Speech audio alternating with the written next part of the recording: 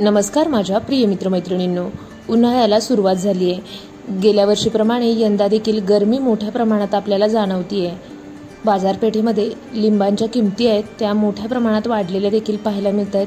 किमान लहानात लहान लिंबू जो आहे तो किमान 5 रुपयांपासून पुढेच लिंबाच्या किमती आपल्याला पाहता येत आहेत। आज आपण आलोय सोलापूरच्या बाजारपेठेमध्ये। या ठिकाणी आपण वेगवेगळ्या आकाराची लिंब जी आहेत ती पाहतोय। शेतकरी दरवर्षी वेगवेगळ्या प्रकारची लिंब जी आहे ती बाजारपेठेत घेऊन येताना आपल्याला दिसत असतो। यावर्षी मीडियम साईजच्या लिंबाला जवळपास 120 रुपयांपासून मागणी आहे। 120 रुपये किलोप्रमाणे लिंब जी आहे ती शेतकऱ्याकडून खरेदी केली जात आहेत। परंतु बाजारपेठेमध्ये जेव्हा आपण लिंब खरेदी करत असतो, साधारण ग्राहक खरेदी करत असताना ते डझनावर खरेदी केली जातात, परंतु शेतकऱ्याकडून जेव्हा एखादा व्यापारी खरेदी करत असतो त्यावेळेला ती किलोप्रमाणे खरेदी केली जातात। आज आपण एका शेतकऱ्याशी देखील बातचीत करणार आहोत, जाणून घेणार आहोत त्यांच्याकडून लिंबाचं वर्षभर संगोपन कशा प्रकारे केलं जातं। खरं तर 1 एकर, 1.5 एकर, 2 एकर अशा क्षेत्रामध्ये लिंबाची बाग जी आहे ती लावण्यात येत असते आणि वर्षातून 3 वेळा या लिंबाचा भार असतो, त्याप्रमाणे त्याची तोडणी केली जाते। उन्हाळ्याच्या सीझनमध्ये मोठ्या प्रमाणात लिंबाला मागणी असते, परंतु पाणी मुबलक प्रमाणात असेल तर लिंबांचा आकार जो आहे तो छान मोठा असा तयार होतो। परंतु कमी पाण्यामध्ये जर लिंबाची झाडं वाढवली असतील तर लिंबांचा आकार जो आहे तो लहान असतो। महादेव कल्लाप्पा चेंडके संगदेरीवरनं निंबू आणलो, दक्षिण सोलापूर संगदेरी राहायला जवळ। मी कमीत कमी आता 7-8 वर्ष झालं निंबू घालतो। कमीत कमी बाजार चांगला भेटतोय आम्हाला। जवळ मार्केट असल्यामुळे आम्ही लवकर निंबू इथं आणतो। आणि आता ही जी तुमची बाग आहे ती किती एकरात आहे? आता आमच्या 1 एकर मध्ये 150 झाडं आहेत आता सध्या। अजून आमचं वाढवाचा विचार आहे निंबूचा। व्यवस्थापन कसं करायचं त्याच्यावर? रोगराई काय नाही, आम्ही गावखात घालतो, शेळीचं लेंडी म्हणजे म्हशीचं असं हे वापरतो। बाकीचं खात काय वापरत नाही जास्त। आणि निंबू चांगला आहे उत्पन्न आणि यंदा आम्ही थोडं बहुत अजून वाढवणार आहे।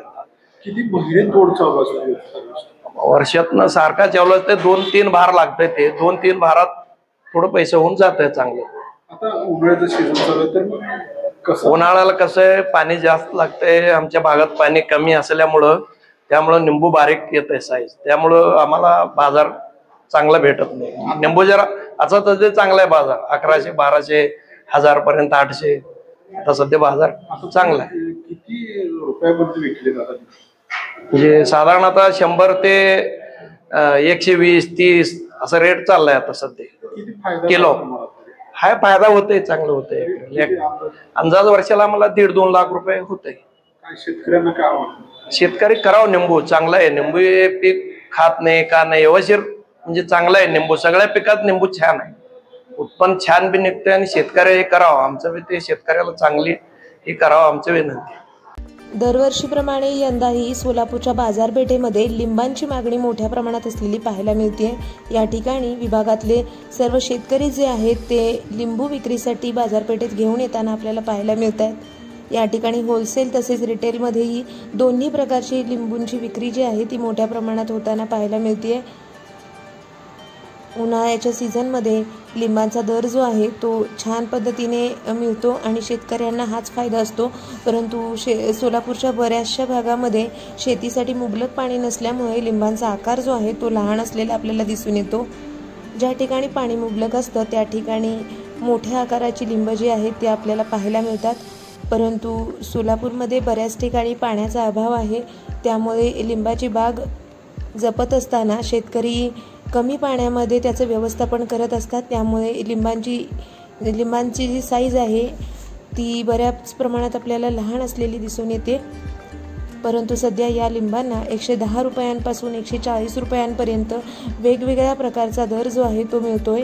किलोप्रमाणे हा दर या ठिकाणी सांगण्यात येतोय। शेतकऱ्यांनाही छान वाटतंय, कारण वर्षातून उन्हाळा असा सीझन असतो जो लिंबू उत्पादक शेतकरी आहेत त्यांच्यासाठी महत्त्वाचा सीझन असतो आणि कमी खर्चामध्ये आणि उत्तम व्यवस्थापन केल्यानंतर घेतलं जाणारं पीक म्हणजे लिंबाचं पीक आहे। आणि मोठ्या प्रमाणात या ठिकाणी लिंबू उत्पादन आहे ते देखील आजूबाजूच्या गावांमध्ये केलेलं आपल्याला दिसून येतं। धन्यवाद।